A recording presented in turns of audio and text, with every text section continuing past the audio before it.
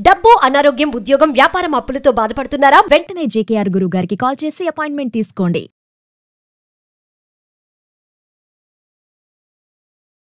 గురుగారు నమస్కారం అండి. ఓం శ్రీ మహాగణాధిపతయే నమః. గురుగారు, చాలా మందికి సందేహం ఉంటుంది. అదేంటి అంటే, అందులో నాకు కూడా వచ్చిన డౌట్ ఇది.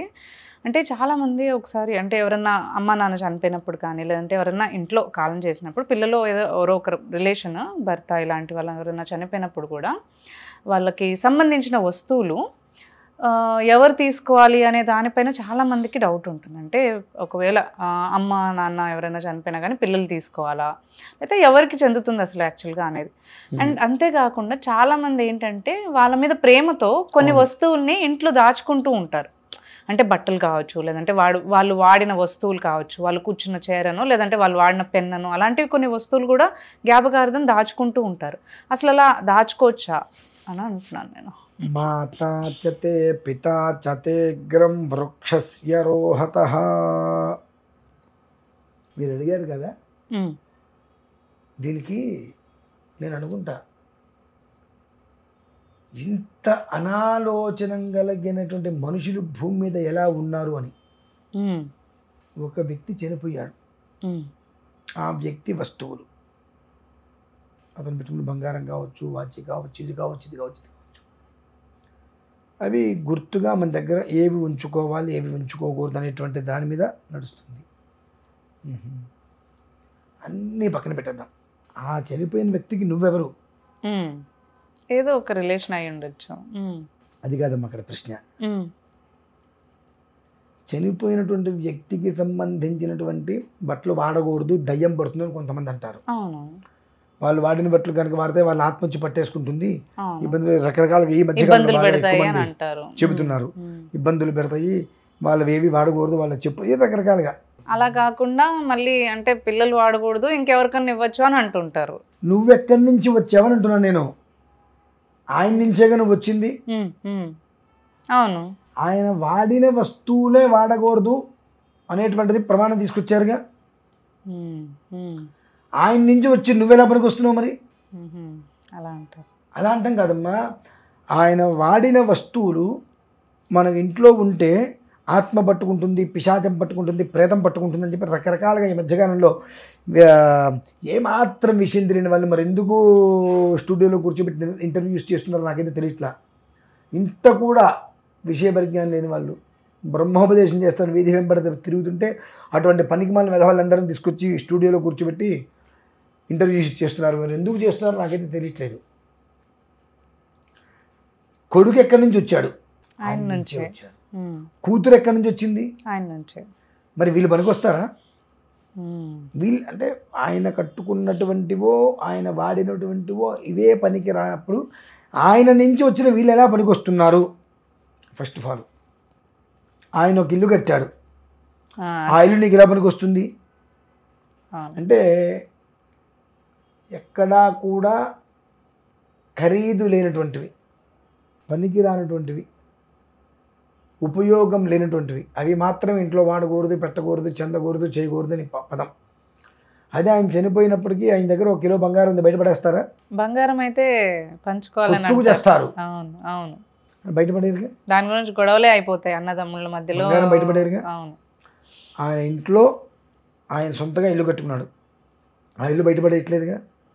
మరేంటమ్మా అంటే ఆయన బట్టలు కట్టుకోకూడదా? పాపమా, ఆయన బట్టలు తీసుకొచ్చి బీరువాలో పెట్టుకుంటే ఆత్మ పట్టుకుంటుందా?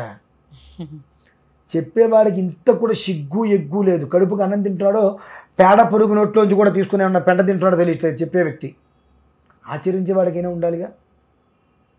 నా తండ్రి చనిపోయింది, ఆయన లేకపోతే నేను ఎక్కడి నుంచి? ఆయనది వాడద్దు, వాడకూడదు అంటే నేను దేనికి పనికి వస్తా? ఆయన వాడిన వస్తువే వాడటానికి పనికిరాదు అన్నప్పుడు ఆయన నుంచి వచ్చి నేను ఎలా పనికి వస్తా? చిన్న ఆలోచన ఎందుకు చేయలేకపోతున్నావు? అర్థం కావాలమ్మా, మనకు అర్థం కావాలి. కరెక్ట్. చెప్పేవాడు విజి చెప్తాడు వచ్చి, మనకంటూ ఒక బుద్ధి ఉండాలిగా, జ్ఞానం ఉండాలిగా, అర్థం చేసుకోవాలిగా, ఆచరణ కావాలిగా, మంచి ఏంటి చెడు ఏంటి అనే విషయం మనం తెలుసుకోవాలిగా. చెప్పంగానే ఇది పనికిరాదని తీసి పక్కన పడేస్తున్నాం. నాకు ఏ డౌట్లు వస్తుంటాయి. ఆయన పరుపు మీద పడుకున్నాడండి, పరుపు మీద చనిపోయాడు కాబట్టి పరుపు కూడా బయటికి ఇచ్చేయాల్సిందే అంట. చనిపోయింది ఇంట్లోనేగా, మరి ఇల్లు ఎందుకు వదిలేయట్లేదు అంటే 6 నెలల పాటు మేము ఇల్లు తాళం వేస్తున్నాం కదండి అని. అదే 6 నెలలు పరుపు ఇంట్లోనే ఉంటుందిగా మరి. అంటే పరుపు అంటే ఒక 2,000, 3,000, 4,000 పెడితే వచ్చేస్తుంది, కానీ ఆ 2,000, 3,000, 4,000 పెడితే ఇల్లు రాదుగా. కాబట్టి పరుపు తేలికింది కాబట్టి ఇచ్చేస్తారు, ఇల్లు బలమైంది కాబట్టి ఇవ్వరు. దానికి ప్రాయశ్చిత్తాలు ఉంటాయి అనమాట. పరుపు వాడుకోవడానికి ప్రాయశ్చిత్తం ఉండదు, కానీ ఇల్లు వాడుకోవడానికి ప్రాయశ్చిత్తాలు ఉంటాయి అనమాట.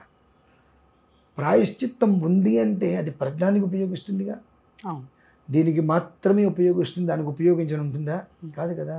ఆలోచించండి ఒక్కసారి. కరెక్ట్. అంటే ఏ స్థితిలో మనం ఉన్నాం, ఎలాంటి వెధవల్ని నమ్మి, ఎలాంటి వెధవలు చెప్పిన మాటలు నమ్మి మనం మభ్యపడుతున్నాం. ఏది మంచి, ఏది చెడు, ఏది తప్పు, ఏది ఒప్పు అనేటువంటిది చెప్పే వాడికే తెలియదు, మనకేం తెలుస్తుంది? కానీ చిన్న విషయం తెలియాలి, నాన్నగారి మెడలో ఉన్న బంగారపు గొలుసు అయితే మనకు పనికొస్తుంది, కానీ నాన్నగారి చేతుకున్నటువంటి ఒక నార్మల్ తాయితు మనకి పనికిరాదా? అంతే కదా. ఇవి మనం గమనించుకోవాలి. కరెక్ట్. ఇవి వద్దన్నారు. ఆడపిల్లలే బంగారం తీసుకోవాలి, మగ పిల్లలే ఇవి తీసుకోవాలనేటువంటిది ఎక్కడా ఏ ప్రమాణం లేదమ్మా. చనిపోయినటువంటి వ్యక్తి ఎవరైతే ఉన్నారో ఆయనకి సంబంధించిన జ్ఞాపకం ప్రతి వాళ్ళ కుటుంబంలో, వాళ్ళ వంశంలో ప్రతి ఒక్క మనిషి దగ్గర తను ఎవరైతే ఆయన నుంచి లబ్ధి పొంది ఉన్నారో వారందరూ కూడా ఆయనకు సంబంధించిన ఏదన్నా ఒక వస్తువుని జ్ఞాపకంగా ఇంట్లో తీసుకోవచ్చు. వృద్ధి తీసుకొస్తుంది, అంతేగాని దయ్యము, ఆత్మ ఇవన్నీ పట్టవు తల్లి. అది మనం తెలుసుకోవాలి. అవన్నీ తెలుసుకోకుండా మంచి బ్రహ్మాండమైన మేడ కడితే విలువైన వస్తువులు మాత్రమే ఇంట్లో అట్టి పెట్టుకోవాలి, విలువలేని వస్తువులు బయటపడేయాలని చెప్పిన వ్యక్తిని చెప్పు తీసుకొట్టాలమ్మా. విలువలేని వస్తువు బయటపడేయాలి అంటే ముందు విలువలేని వాడు కొడుకే అవుతాడు. ముందు విలువలేని అంటే ఆయనకి విలువ లేదు అంటే నీకెందుకు ఉంటుంది విలువ? అంతే. ఆయన కట్టుకున్న వాటికే విలువ లేదు అంటే ఆయన నుంచి వచ్చి నీకెందుకు ఉంటుంది విలువ? కాబట్టి ఈ విషయాన్ని మనం గమనించుకొని ఏది మంచి, ఏది చెడు అనే విషయాల్ని తెలుసుకొని తద్వారా ఆచరించగలిగితే పితృదేవతలకు అనుగ్రహం వస్తుందమ్మా. కొట్టుకు చావటాలు, ఈ బంగారం నాది, ఇంకా దహనం కూడా కాదు, బంగారం కొట్లాట్లు. ఏం వస్తుంది ఆ బంగారంతో? ఏం సాధిస్తున్నారు? కుటుంబంలో తగాదాలు మినహాయిస్తే అదే ఏమైనా ఉందా? ఎవరికి ఉపయోగం? ఆ జ్యేష్ఠ ఇంట్లో ఉండేటువంటి కొడుకు ఎవరైతే పెద్ద కొడుకు ఉంటారో అతను తమ్ముళ్ళకి, చెల్లెళ్ళకు, అక్కయ్యకు నాన్నగారి వస్తువుగా మనందరి దగ్గర గుర్తుగా ఉండాలని చెప్పి పంచుకొని ఉంచుకోవాలి. అందరూ ఆయన నుంచి వచ్చారు. అసలు ఇవన్నీ ఉండమని ఎవరు చెప్పారు? అందరూ ఆయన నుంచి వచ్చిన వాళ్ళేగా. ఆయనకి ప్రతిరూపాలేగా మీరందరూ సవ్యంగా ఉండండి చాలు, కొట్టుకు చావకుండా. ఆయన వస్తువుల కోసం మీరు కొట్టుకు చావకుండా సవ్యంగా ఉండండి, ఆయన సంతోషంగా ఉంటాడు. ఆయన వస్తువుల కోసం మీరు కొట్టుకు తెచ్చి మామూలుగానే చనిపోయాడు, చనిపోయిన విషయం కూడా పక్కన పెట్టేసి వీళ్ళు కొట్టుకుంటూ ఉంటారు. ఆత్మకు కూడా సంతోషం లేకుండా ఆత్మను కూడా ఇంకా బాధపడుతుంది దేనికమ్మా? ఇది తెలుసుకోవాలి మా విషయం ప్రధానంగా అయితే. చాలా చక్కగా వివరించారండి, ధన్యవాదాలు. సో చూసారు కదా గురుగారు మనకి అంటే ప్రతి ఒక్కరు కూడా ఇదే ఆలోచిస్తూ ఉంటారు, ఎవరికి చెందాలి ఏంటి అనేది. అవన్నీ కూడా కాకుండా మనం చక్కగా మనం అందరం కూడా కలిసి ఉంటే వాళ్ళు సంతోషిస్తారని చెప్పారు. అయితే మనకి ఇలాంటి ఇంకేమైనా మీకు ధర్మ సందేహాలు ఉన్నా కానీ మీరు కమెంట్స్లో వాటి గురించి మీరు అడిగితే అది మేము గురుగారు ముందు పెడతాము. అప్పుడు గురుగారు మనకి వాటికి ఇలాగే పరిష్కారాలు అనేది చెప్తూ ఉంటారు.